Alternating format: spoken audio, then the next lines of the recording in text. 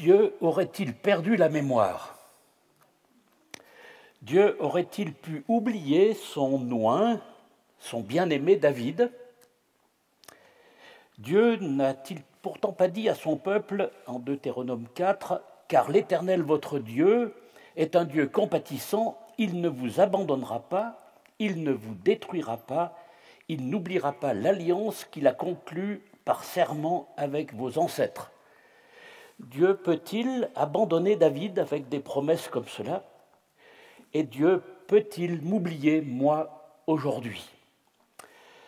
Eh bien, nous allons nous laisser interpeller par le psaume 38, dans lequel précisément David s'interroge sur cette question majeure que nous avons nous-mêmes, que nous pouvons nous-mêmes parfois nous poser quand notre horizon est bouché. Et nous commençons donc une série de prédications sur les psaumes durant cette période de l'été. Et avant de rentrer dans le psaume 38, je vais donner quelques mots sur le livre des psaumes. Donc, il y a 150 psaumes dans la Bible. C'est le recueil des psaumes que certains appellent psautiers, qui sont répartis en 5 livres. Et la fin de chacun des 5 livres est signalée par une parole de louange spéciale adressée à Dieu que l'on appelle une doxologie. Et il se trouve que notre psaume 41 que nous allons voir aujourd'hui donc est le dernier psaume du premier livre des psaumes. Et donc le dernier verset de ce psaume 41, c'est une doxologie que je vais vous lire. « Béni soit l'Éternel, Dieu d'Israël, depuis toujours et pour toujours. Amen, Amen. » Les psaumes sont en fait des prières d'une grande variété. Ils sont des poèmes destinés à être chantés lors du culte des Israélites. Certains psaumes précisent même les instruments à utiliser pour les cantiques. Donc, on n'aurait pas le droit de prendre n'importe quel instrument pour accompagner certains des psaumes. Et ces psaumes ont été rédigés sur une période d'environ 1000 ans, entre le premier psaume, le plus ancien, qui a été composé par Moïse, et les plus récents, 1000 ans. Et David, pour sa part, en a écrit 73, ce qui est presque la moitié du recueil des psaumes. Et on distingue différents types de psaumes. Les psaumes de supplication, les psaumes de reconnaissance, les psaumes de louange, les psaumes d'instruction, les psaumes d'humiliation, d'imprécation, qui expriment en particulier l'indignation face au mal.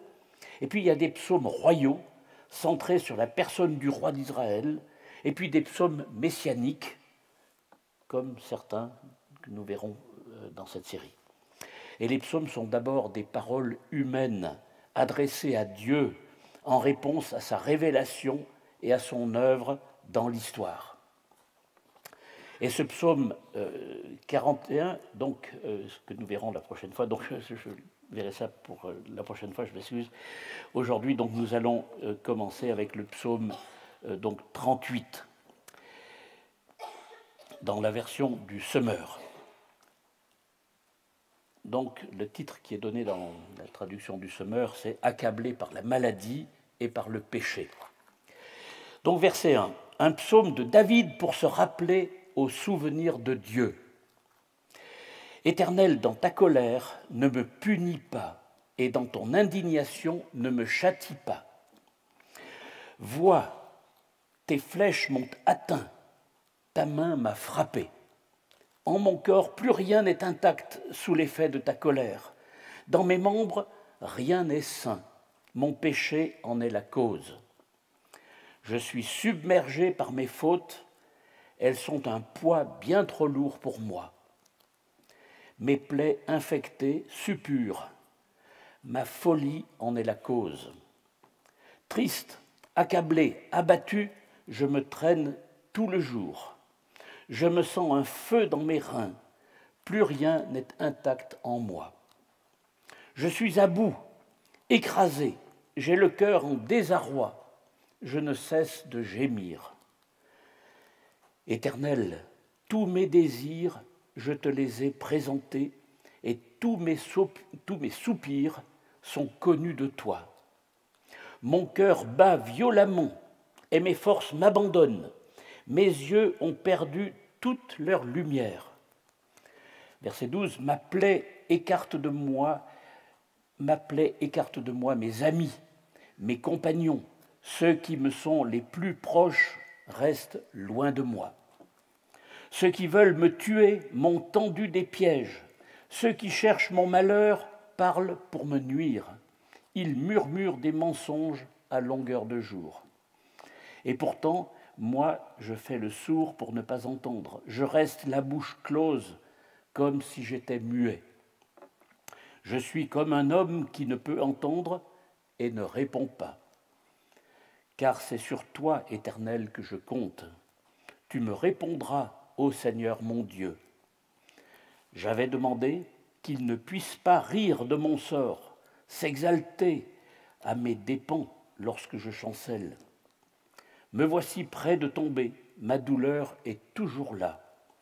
Oui, je reconnais ma faute, mon péché m'angoisse, alors que mes ennemis sont pleins de vie, pleins de force, et qu'ils sont nombreux à me haïr sans raison.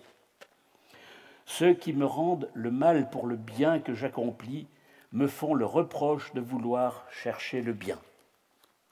Éternel, Éternel, ne me laisse pas. Ô mon Dieu, ne te tiens pas loin de moi. Viens en hâte à mon secours, toi, mon Seigneur, mon Sauveur. Voilà pour cette lecture. Et à ma connaissance, il est difficile de trouver un autre psaume aussi sombre que celui-là. Je ne sais pas pour vous, mais c'est ce que je ressens en tout cas.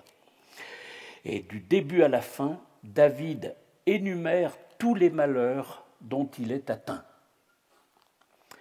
Malheurs provoqués par ses propres fautes, versets 4, 6 et 19, c'est-à-dire son péché. Il est écrasé donc par la conscience de ses péchés. Ensuite, des malheurs attribués à Dieu, versets 2 et 3. Il a le sentiment d'être victime de la colère de Dieu, même s'il précise au verset 4 que son péché en est la cause. Mais quand même, Dieu l'a atteint. Malheur aussi suscité par ses ennemis qui lui tendent des pièges, verset 13. De plus, David est atteint dans sa santé. Il a des plaies infectées, il a du feu dans les reins, tout est déréglé en lui.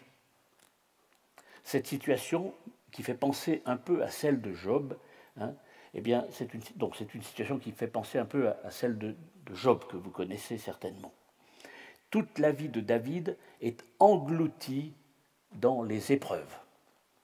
Et cette énumération de malheurs peut être difficile à comprendre pour nous aujourd'hui, sous certains aspects, dans la mesure où nous avons, nous du moins ici, certaines aides comme au niveau de la santé, comme au niveau de l'assistance, des services sociaux, etc. Mais du temps de David, tout ça n'existait pas. Mais donc, elle n'est pas trop difficile à comprendre pour ce qui touche à notre conscience et à notre relation à Dieu. Or, malgré sa situation qui paraît désespérée, David garde confiance en Dieu. Ses désirs sont orientés vers Dieu, le verset 10 nous le dit. « Éternel, tous mes désirs, je te les ai présentés, et tous mes soupirs sont connus de toi. » Verset 16, « Car c'est sur toi, Éternel, que je compte. Tu me répondras, ô Seigneur mon Dieu. » Versets 22 et 23, « Éternel, ne me laisse pas, ô mon Dieu, ne me tiens pas loin de moi. Ne te tiens pas loin de moi. » Verset 23, « Viens en hâte à mon secours, toi, mon Seigneur, mon Sauveur. » David, de plus, reste sourd et muet face à la méchanceté humaine. Versets 13 et 14. « Pourtant, moi je fais le sourd pour ne pas entendre. Je reste la bouche close comme si j'étais muet. Je suis comme un homme qui ne peut entendre et qui ne répond pas. » David est tout entier tendu et orienté vers ce Dieu dont il attend le secours. Verset 15. « Je ne réponds pas, car c'est sur toi, Éternel, que je compte. tu me répondras, ô Seigneur mon Dieu. Envers et contre tout, David reste relié à son Dieu. Dans la faiblesse et le dépouillement extrême où ces épreuves l'ont plongé, il trouve encore la force de confesser sa confiance dans le secours de Dieu. Et contrairement à de nombreux autres psaumes, il est frappant de constater que dans ce psaume 38, il n'est pas fait mention d'un secours reçu et expérimenté par David. Dans beaucoup de psaumes, vous avez « mais l'Éternel m'a délivré », etc. Ici, rien de cela. C'est pour ça que je disais que c'est un psaume qui est un peu triste d'une certaine manière. Et il y a plusieurs autres points que j'aimerais aborder au sujet de David. Tout d'abord, sur sa relation à Dieu. David joue carte sur table en évoquant son péché, comme je l'ai déjà indiqué. Il y a 4 mentions, 4 fois une référence à son péché. Il est loyal avec Dieu. Il sait que Dieu, de toute façon, voit tout ce qu'il a fait, donc ça ne sert à rien d'essayer de le cacher.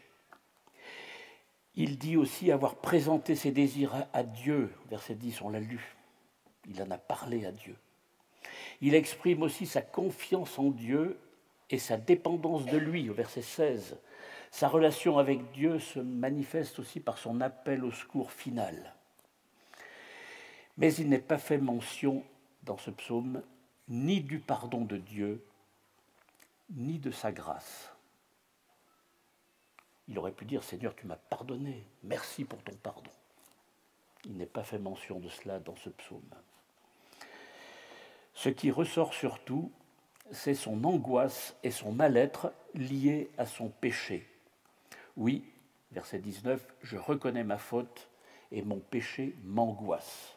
Voilà une conséquence du péché, c'est l'angoisse de David. Et là, je pense que nous avons matière à méditer sur notre propre attitude face au péché. On ne sait quel est le péché ou les péchés qui angoissent David. On connaît un certain nombre de ses fautes. Il a été adultère, il a été criminel, etc. Mais là, il ne détaille pas, on ne sait pas. Mais ce que j'aimerais souligner, c'est le sérieux avec lequel David vit l'impact du péché dans sa vie. Verset 5, « Je suis submergé par mes fautes. Elles sont un poids bien trop lourd pour moi. Mes plaies infectées suppurent. Ma folie en est la cause. » Verset 7, « Triste, accablé, abattu, je me traîne tout le jour. Je sens un feu dans mes reins. Plus rien n'est intact en moi. » Verset 9, « Je suis à bout, écrasé. J'ai le cœur en désarroi. Je ne cesse de gémir. » Le péché, selon le nouveau dictionnaire biblique, c'est la transgression de la loi. On trouve aussi dans cette définition dans 1 Jean, chapitre 3, verset 4, la transgression de la loi. Pour nous, le péché est donc toute désobéissance à la volonté révélée de Dieu. Et dans son essence, le péché est un acte de rébellion, une déclaration de guerre à l'égard du Seigneur. Certains péchés sont évidents, comme par exemple un meurtre. Mais certains péchés sont moins évidents. On peut être chrétien depuis longtemps et ne pas considérer que certaines choses que nous trouvons normales, en fait, ne sont pas normales pour Dieu et sont un péché. Notre texte, ce psaume, est une lamentation de David qui exprime une réelle souffrance qui découle de son propre péché. Et en dehors du psaume 51, bien connu, où David exprime sa repentance profonde après avoir péché avec Bathsheba, eh bien, ce psaume 38 est peut-être l'un des plus honnêtes des psaumes au sujet du péché. C'est peut-être aussi ce qui le rend plus difficile à saisir et à comprendre. C'est un psaume que l'on peut trouver triste et déprimant, comme j'ai déjà dit. Or, on n'aime pas être brisé, on n'aime pas être triste. On peut trouver que David ne prend pas en compte la grâce et le pardon que Dieu pourtant offre, accorde. On peut trouver que David exagère un peu. Il devrait accepter le pardon de Dieu qu'il a à disposition de sa vie. Et il pourrait vivre sa vie. On a le sentiment que grâce au pardon que Dieu nous accorde en Jésus-Christ, il n'est pas nécessaire pour nous aujourd'hui d'avoir des états d'âme au sujet du péché comme ceux qu'éprouve David. Cela nous interpelle par rapport à notre attitude face au péché. 1 Jean 1,9, ce verset bien connu du Nouveau Testament, nous dit que si nous confessons nos péchés, il est fidèle et juste pour nous les pardonner. Il suffit de confesser et le péché est pardonné, effacé. Nous ne devons pas faire l'impasse sur la prise de conscience de la gravité extrême du péché, même du plus petit péché à vue humaine. Nous ne devons pas faire l'impasse sur l'étape de contrition à laquelle nous fait penser la contrition de David. La confession est une phase essentielle qui ne doit pas être bâclée dans notre vie. Elle englobe cette contrition que David nous expose avant de recevoir la réponse de Dieu avec l'assurance du pardon. Assurance qu'il n'a pas reçue dans ce psaume encore. Il n'y a pas de petit péché. Il n'y a pas de petit péché. Et quelle est mon attitude personnelle vis-à-vis des petits péchés? Dans certaines églises, dans la première partie du culte, il y a chaque dimanche, ou de temps en temps, un temps de confession généralement silencieuse, où chacun est invité, dans le secret de son cœur, à se remémorer les différentes situations de gros, mais aussi de petits péchés, que l'on pourrait tenter de passer sous silence, et ceci pour les présenter à Dieu et lui demander pardon. C'est évidemment un exercice que nous devons faire chacun au fil de l'eau, au quotidien, et ne pas laisser de situation floue entre nous et Dieu. Nous avons aujourd'hui le privilège de bénéficier de l'œuvre rédemptrice de Jésus-Christ, qui a payé pour nous, à notre place, le prix et la rançon pour chacun de nos péchés, petits ou grands. Et cela nous pousse à reconnaître avec grand sérieux l'humilité et reconnaissance, ça nous pousse à reconnaître le prix que Christ a payé pour que nous puissions bénéficier de la grâce et du pardon. Il a connu, Jésus, donc, il a connu et porté seul la plus grosse et la plus dure étape de contrition qu'il soit lorsqu'il est passé par l'étape de la croix. Il a porté la contrition pour notre propre péché et pour nous donner la vie. Et nous pouvons le louer et nous pouvons l'adorer pour cela. Et la question que je vous pose, mais toi, où en es-tu personnellement ce matin par rapport à son œuvre de rédemption? On a eu la joie d'avoir des baptêmes dimanche passé avec le témoignage de précisément cette confession des péchés et cette contrition d'une certaine manière. Mais toi, tu en es où aujourd'hui face à ton péché? Et si tu es déjà converti, si tu as déjà placé ta confiance en Christ, et si tu as des situations de petits péchés, pas trop graves à vue humaine, mais qui en fait sont quand même graves comme des gros péchés aux yeux de Dieu, eh bien, viens à Jésus et demande-lui pardon et mets ta vie en ordre sur ces points-là. Nous allons prier, puis ensuite nous chanterons un cantique de glorification. À l'agneau de Dieu soit la gloire. L'agneau de Dieu qui a subi la contrition pour nous, à notre place. Donc prions. Seigneur, on veut te remercier parce que tu as tout fait pour que nous passions cette étape de la confession et de la réception du pardon. Tu as fait cela grâce à l'œuvre de Jésus-Christ. Et Seigneur, on est touché par la franchise et le sérieux de David dans sa vie quand il t'a présenté tous ces états d'âme liés à son péché. Et Seigneur, que nous ne laissions pas dans notre vie des zones d'ombre, des zones de petits péchés, que nous sachions, Seigneur, tout déposer au pied de ta croix.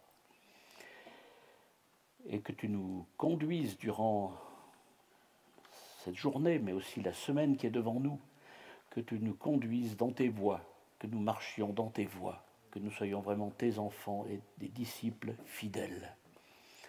Bénis ton Église, bénis les jeunes qui sont au camp en ce moment, bénis toutes nos familles, tous ceux qui sont peut-être déjà partis en vacances, Seigneur, on te les remet. Bénis aussi les missionnaires que nous soutenons, les œuvres d'enseignement comme l'Institut de Nogent, la faculté de Vaux-sur-Seine. Seigneur, on te remet toutes ces œuvres. Bénis-les au nom de Jésus. Amen.